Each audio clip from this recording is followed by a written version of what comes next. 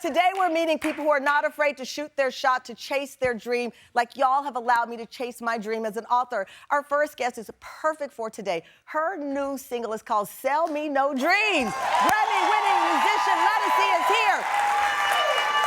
For more than 2 decades, the powerhouse singer has earned a spot on the Mount Rushmore of vocalists like Patti LaBelle.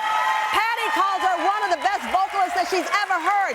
John Legend says she is one of the great singers in the world, period. Now the New Orleans native is back with her 11th studio album, Good Life. Let's give it up to FM on this special celebration day. Grammy-winning superstar Ledisi!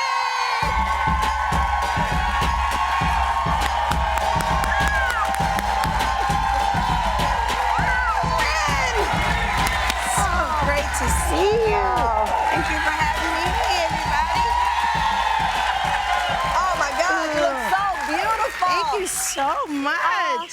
I mean, thank you first of all for making time. You're on a 27-city tour with this new album. Yes. The Good Life tour. I'm right in the middle of it. How do you describe the good life right now? Wow, life is good for me. Yeah. I just wanted people to know life is messy. Yeah. It's crazy, but it's about getting through. That's what makes life good. Yeah. And I also think it's like you, it's grabbing the joy. You know what I mean? It's getting that good life. I was thinking the other day, you were at Carnegie Hall. Yes. I believe we have a little of the tape of the encore. You do? Let's play a little of the encore that you got. Look at that. Oh my God. Wow. Look at that.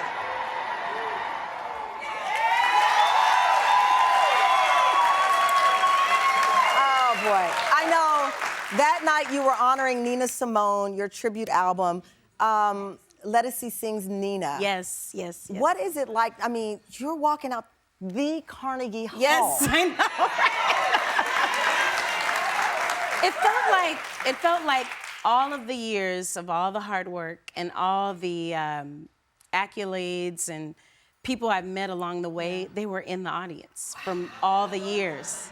And it's like people flew in from other parts of the U.S. to be there, from London. It was amazing to see those faces. It's funny, I started out with feeling good, and I couldn't even get a note. I said, hold on a minute. Yeah. You know what I mean? Because I had to look around the room and take in the moment, you know? Well, that's what's so special. Many things are special about you, but I read in the New York Times where you talked about Nina Simone's music you felt saved your life, and I could see it to your point when you walk out and you're singing music that saved your life, and now you're this kid at Carnegie Hall. Yeah,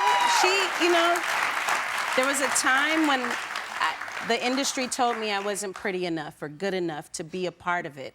And no matter what, my mother told me that I was beautiful. Yeah. And Nina, her music, thank you, I can't even get it out.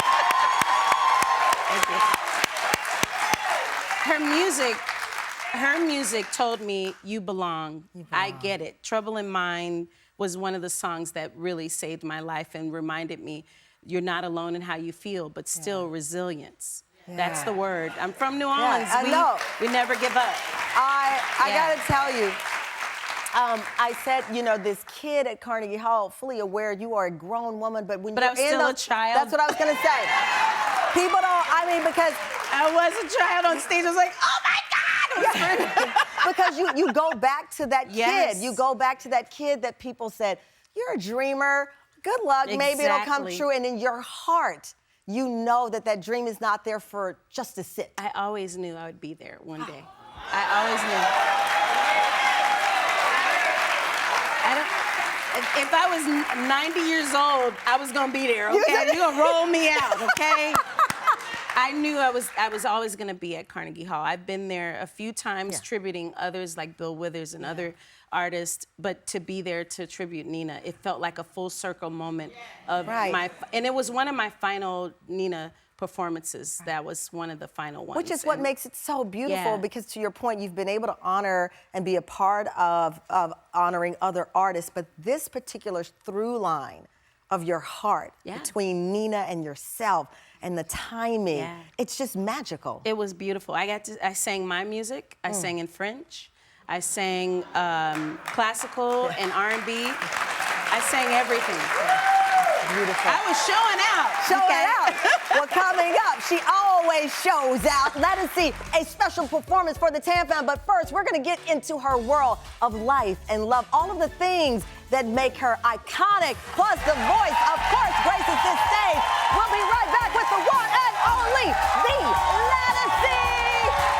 This is an exciting day. My new book, Watch Where They Hide, is out. It's exciting because Ledisi's got her 11th album.